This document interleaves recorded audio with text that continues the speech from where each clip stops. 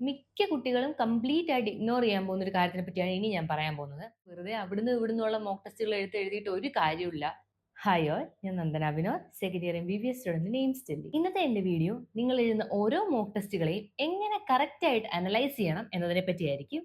ഓരോ mock test എഴുതുമ്പോഴും മിക്ക ആൾക്കാരും ശ്രദ്ധിക്കുന്ന ഒരു കാര്യം എന്തെന്ന് വെച്ചാൽ മോക്ക് ടെസ്റ്റിന്റെ സ്കോർ ആയിരിക്കും. നിങ്ങളുടെ സ്കോർ ജസ്റ്റ് ആ ഒരു ടെസ്റ്റ് നിങ്ങൾ എങ്ങനെ പെർഫോം ചെയ്തു എന്ന് കാണിക്കാൻ വേണ്ടി മാത്രമുള്ള ഒരു പാരാമീറ്റർ ആണ്. പക്ഷെ നിങ്ങളുടെ മോക്ക് ടെസ്റ്റുകളിലൂടെ നീറ്റ് എക്സാമിന് നല്ലൊരു സ്കോറിലേക്ക് എത്തിച്ചേരണമെങ്കിൽ നിങ്ങൾ ഫോക്കസ് ചെയ്യേണ്ടത് സ്കോറിലല്ല, നിങ്ങളുടെ മിസ്റ്റേക്സിലാണ്. അപ്പൊ നിങ്ങളുടെ മിസ്റ്റേക്സ് ഏതൊക്കെയാണെന്ന് നിങ്ങൾ കണ്ടുപിടിച്ചു കഴിഞ്ഞാൽ അടുത്തായിട്ട് നിങ്ങൾ ചെയ്യേണ്ട ഒരു കാര്യമാണ് ഈ മിസ്റ്റേക്സിനെ കാറ്റഗറൈസ് ചെയ്യുക എന്നുള്ളത്. മോക്ക് ടെസ്റ്റുകളിൽ നമുക്ക് പലതരത്തിലുള്ള മിസ്റ്റേക്സ് വരാൻ ചാൻസസ് ഉണ്ട്. നിങ്ങൾ കോൺസെപ്റ്റിലെ മിസ്റ്റേക്ക്, സില്ലി മിസ്റ്റേക്സ്, അല്ലെങ്കിൽ നിങ്ങൾ ചില ക്വസ്റ്റ്യൻസ് മിസ്റീഡ് ചെയ്തുകൊണ്ടുണ്ടായ മിസ്റ്റേക്സ്, ഇനി അതുമല്ല കാൽക്കുലേഷൻ മിസ്റ്റേക്സ്, മെമ്മറി മിസ്റ്റേക്സ്, ഇങ്ങനെ പല കൈൻഡ് ഓഫ് മിസ്റ്റേക്സ് വരാൻ ചാൻസസ് ഉണ്ട്. അപ്പൊ ഈ ഓരോ മിസ്റ്റേക്സിനെ നമ്മൾ കാറ്റഗറൈസ് ചെയ്യേണ്ട ഒരു ആവശ്യം എന്ന് വെച്ചാൽ ഇതിനെ ഓരോന്നിനെ നമ്മൾ ഫിക്സ് ചെയ്യാൻ പോകുന്ന രീതി പലതായിരിക്കും. ഇപ്പൊ ഒരു കോൺസെപ്റ്റ് മിസ്റ്റേക്ക് ആണ് നിങ്ങൾ വരുത്തിയെങ്കിൽ ആ ടോപ്പിക്കിനെ നിങ്ങൾ ഡീപ്പായിട്ട് പഠിക്കണം എന്നാണ് അതിന്റെ അർത്ഥം. നിങ്ങൾ ഒരു മെമ്മറി മിസ്റ്റേക്ക് ആണ് വരുത്തിയതെങ്കിൽ നിങ്ങൾക്ക് ആ കോൺസെപ്റ്റ് അറിയാം, പക്ഷെ നിങ്ങൾ അതിനെ ഒന്നും കൂടി റിവൈസ് ചെയ്യേണ്ട ഒരു ആവശ്യമുണ്ടെന്നാണ് അർത്ഥം. ഈ സില്ലി മിസ്റ്റേക്കുകൾ, ക്വസ്റ്റ്യൻസ് മിസ്റീഡ് ചെയ്തുകൊണ്ടുണ്ടായ പ്രശ്നങ്ങൾ, ഇതൊക്കെയാണെങ്കിൽ നിങ്ങൾ ക്വസ്റ്റ്യനെ അപ്രോച്ച് ചെയ്ത തെറ്റായ രീതിയിലായിരിക്കും. കുറച്ചും കൂടി കോൺസെൻട്രേറ്റ് ചെയ്ത് ക്വസ്റ്റ്യൻ വായിക്കുക, ഇതൊക്കെ ചെയ്യേണ്ട ഒരു ആവശ്യമുണ്ട്. മിക്ക കുട്ടികളും കംപ്ലീറ്റ് ആയിട്ട് ഇഗ്നോർ ചെയ്യാൻ പോകുന്ന ഒരു കാര്യത്തിനെ പറ്റിയാണ് ഇനി ഞാൻ പറയാൻ പോകുന്നത്. ഗസ് ചെയ്ത് കറക്റ്റ് ആക്കിയ ക്വസ്റ്റ്യൻസ്. ഈ ക്വസ്റ്റ്യൻസിനെ നിങ്ങൾ കറക്റ്റ് ആക്കിയത് കൊണ്ട് തന്നെ നിങ്ങൾ അതിനെ ഇഗ്നോർ ചെയ്യാനുള്ള ചാൻസസ് കൂടുതലാണ്. പക്ഷെ നിങ്ങൾ മനസ്സിലാക്കുക, രണ്ട് ഓപ്ഷൻസിൽ തമ്മിൽ ഗസ് ചെയ്താണ് നിങ്ങൾ ഒരു ആൻസർ കണ്ടുപിടിച്ചതെങ്കിൽ അത് നിങ്ങളുടെ സ്ട്രോങ് ആയിട്ടുള്ള ഒരു ടോപ്പിക് അല്ല. അപ്പൊ നിങ്ങൾ അതിനെ കൂടുതൽ ഫോക്കസ് ചെയ്ത് പഠിക്കേണ്ട ഒരു കാര്യമുണ്ട്. അല്ലെങ്കിൽ നെക്സ്റ്റ് എക്സാമിന് ഇതേ ക്വസ്റ്റ്യൻ തന്നെ നിങ്ങൾക്ക് തെറ്റിപ്പോകാനുള്ള ചാൻസസ് ഉണ്ട്. ഇനി നിങ്ങൾ ഇമ്പോർട്ടന്റ് ആയിട്ട് ചെയ്യേണ്ട ഒരു കാര്യം എന്താണെന്ന് വെച്ചാൽ ഒരു 3-4 മോക്ക് ടെസ്റ്റുകൾ എഴുതി കഴിഞ്ഞിട്ട് റിപ്പീറ്റഡ് ആയിട്ട് നിങ്ങൾ വരുത്തുന്ന മിസ്റ്റേക്സ് ഏതെങ്കിലും ഉണ്ടോ എന്ന് ശ്രദ്ധിക്കുക. അത് ഏതെങ്കിലും ഒരു പർട്ടിക്കുലർ ചാപ്റ്ററിലെ ആണോ എന്ന് ശ്രദ്ധിക്കുക. എങ്കിൽ ആ ചാപ്റ്ററിൽ നിന്നുള്ള കൂടുതൽ ക്വസ്റ്റ്യൻസ് ചെയ്ത് അതിനെ സ്ട്രോങ് ആക്കുക. മോക്ക് ടെസ്റ്റുകൾ അറ്റൻഡ് ചെയ്യണം, മോക്ക് ടെസ്റ്റുകൾ അറ്റൻഡ് ചെയ്യണം എന്ന് പറയുമ്പോഴത്തേനും വെറുതെ അവിടുന്ന് ഇവിടുന്നുള്ള മോക്ക് ടെസ്റ്റുകൾ എഴുതിയിട്ട് ഒരു കാര്യമില്ല.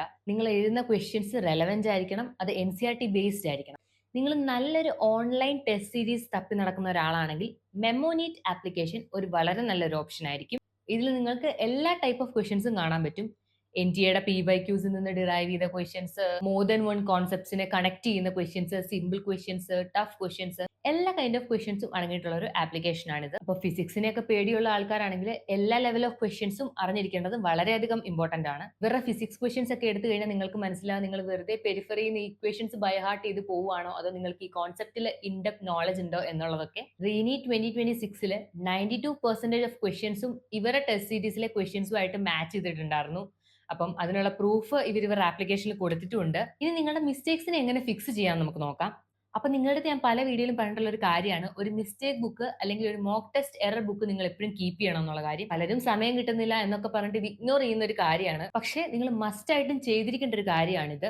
തെറ്റിപ്പോയ ഒരു ക്വസ്റ്റ്യനിലെ കോൺസെപ്റ്റ് അറിയത്തില്ലെങ്കിൽ അതുപോലെ റിവൈസ് ചെയ്തിട്ട് അതേ പാറ്റേണിലുള്ള ഒരു 5-6 ക്വസ്റ്റ്യൻസ് അറ്റൻഡ് ചെയ്ത് നോക്കിക്കഴിഞ്ഞാൽ നിങ്ങൾക്ക് ആ കോൺസെപ്റ്റ് നന്നായി തലയിൽ ഉറയ്ക്കും. പിന്നീട് ഈ സെയിം മിസ്റ്റേക്ക് നിങ്ങൾ നീറ്റ് എക്സാമിന് വരുത്തരുതെങ്കിൽ നിങ്ങൾ ഇത് ഫോളോ ചെയ്യണം. അതുപോലെ തന്നെ ഒരു മോക്ക് ടെസ്റ്റ് എഴുതുമ്പോൾ നിങ്ങൾ വരുത്തുന്ന മിസ്റ്റേക്സ് ഈ ക്വസ്റ്റ്യൻസിനെ തെറ്റിക്കുന്നത് മാത്രമാവില്ല, പലതരം മിസ്റ്റേക്സ് വരുത്താനുള്ള ചാൻസസ് ഉണ്ട്. ഇപ്പൊ നിങ്ങളുടെ ടൈം മാനേജ്മെന്റിൽ പ്രശ്നം വരാൻ ചാൻസസ് ഉണ്ട്, അല്ലെങ്കിൽ നിങ്ങൾ ക്വസ്റ്റ്യൻസ് അറ്റംപ്റ്റ് ചെയ്ത് സ്ട്രാറ്റജിയിൽ മിസ്റ്റേക്സ് വരാൻ ചാൻസസ് ഉണ്ട്. അപ്പോൾ ഓരോ മോക്ക് ടെസ്റ്റ് കഴിഞ്ഞും തെറ്റിപ്പോയ ക്വസ്റ്റ്യൻസിനെ മാത്രമല്ല നിങ്ങൾ ശ്രദ്ധിക്കേണ്ടത്, ഏത് സബ്ജക്റ്റിലാണ് നിങ്ങൾ ഏറ്റവും കൂടുതൽ സ്റ്റക്ക് ആയി പോയത്, സമയം കിട്ടാഞ്ഞുകൊണ്ട് നിങ്ങൾക്ക് ക്വസ്റ്റ്യൻസ് അറ്റൻഡ് ചെയ്യാൻ പറ്റാണ്ടായോ, അല്ലെങ്കിൽ ഏതെങ്കിലും ഒരു പർട്ടിക്കുലർ സബ്ജക്ട് ആദ്യം സ്റ്റാർട്ട് ചെയ്തത് കൊണ്ട് പ്രശ്നം പറ്റിയോ, അല്ലെങ്കിൽ ഡിഫിക്കൽട്ട് ആയിട്ടുള്ള ക്വസ്റ്റ്യൻസിനെ സ്കിപ്പ് ചെയ്യാതെ വീണ്ടും വീണ്ടും നിങ്ങൾ അറ്റൻഡ് ചെയ്ത് സമയം കളഞ്ഞതാണോ. ഇങ്ങനെയൊക്കെ ചിന്തിക്കേണ്ട ഒരു ആവശ്യവും ഉണ്ട് നിങ്ങൾ മോക്ക് ടെസ്റ്റ് അറ്റൻഡ് ചെയ്യുമ്പോഴത്തേക്കിനും. ഞാൻ മുന്നേ നിങ്ങളടുത്ത് പറഞ്ഞ മെമോനീറ്റ് ആപ്ലിക്കേഷന്റെ അനാലിസിസ് ഫീച്ചർ നിങ്ങൾക്ക് എന്തായാലും യൂസ്ഫുൾ ആയിരിക്കും. നിങ്ങൾ അവരുടെ മോക്ക് ടെസ്റ്റുകൾ എങ്ങനെ പെർഫോം ചെയ്തു എന്നതിനനുസരിച്ച് കൃത്യമായിട്ടുള്ള അനാലിസിസ് നിങ്ങൾക്ക് തരുന്നതായിരിക്കും. നിങ്ങൾ ഓരോ മോക്ക് ടെസ്റ്റുകളിൽ വരുത്തുന്ന ഓരോ മിസ്റ്റേക്സും ഈ ആപ്ലിക്കേഷനിൽ സേവ്ഡ് ആയിരിക്കും. അതുകൊണ്ട് തന്നെ ഏത് ടൈപ്പ് ഓഫ് മിസ്റ്റേക്സ് ആണ് നിങ്ങൾ വരുത്തിയതെന്ന് കൃത്യമായിട്ട് നിങ്ങൾക്ക് ഇതിൽ കണ്ടുപിടിക്കാനും അതേ സെയിം ക്വസ്റ്റ്യൻസിലൂടെ 2-3 തവണ കടന്നു പോകാനുള്ള ചാൻസ് നിങ്ങൾക്ക് കിട്ടുന്നതായിരിക്കും. അതുപോലെ തന്നെ ടൈം അനാലിസിസും നിങ്ങൾക്ക് ഈ ആപ്ലിക്കേഷനും കൂടി ചെയ്യാൻ പറ്റുന്നതായിരിക്കും. അപ്പോൾ നിങ്ങളൊരു മോക്ക് ടെസ്റ്റ് അറ്റംപ്റ്റ് ചെയ്യുന്നതോട്ടുള്ള ഒരു എൻറ്റയർ പ്രോസസ് ഇങ്ങനെയായിരിക്കണം. മോക്ക് ടെസ്റ്റുകളെ അനലൈസ് ചെയ്യുക, ആ മിസ്റ്റേക്സ് എന്തൊക്കെയാണെന്ന് കണ്ടുപിടിക്കുക, മിസ്റ്റേക്സുകളെ ഫിക്സ് ചെയ്യുക, അതുപോലെ തന്നെ അത് റിലേറ്റഡ് ആയിട്ടുള്ള കുറച്ചും കൂടി ക്വസ്റ്റ്യൻസ് പ്രാക്ടീസ് ചെയ്യുക, വീണ്ടും മോക്ക് ടെസ്റ്റ് എഴുതുക. മെമോനീറ്റ് ആപ്പിലെ first test is completely free. അപ്പൊ ഞാൻ ലിങ്ക് ഡിസ്ക്രിപ്ഷനിൽ കൊടുത്തിട്ടുണ്ട്, നിങ്ങൾ ചെക്ക്ഔട്ട് ചെയ്ത് നോക്കുക. നിങ്ങൾക്ക് ഇഷ്ടപ്പെട്ട് കഴിഞ്ഞാൽ ഈ വരുന്ന ഓഗസ്റ്റ് 15th and 16th അവരുടെ ഗ്രേറ്റ് ഫ്രീഡം സെയിൽ നടക്കുന്നുണ്ട്. അവരുടെ കംപ്ലീറ്റ് ടെസ്റ്റ് സീരീസ് ഏറ്റവും ലോവസ്റ്റ് പ്രൈസിൽ ഈ 2 ദിവസങ്ങളിൽ അവൈലബിൾ ആയിരിക്കും. അപ്പൊ നല്ലൊരു ടെസ്റ്റ് സീരീസ് തപ്പി നടക്കുന്ന ഒരാളാണ് നിങ്ങളെങ്കിൽ എന്തായാലും ഇതൊന്ന് ട്രൈ ചെയ്ത് നോക്കുക.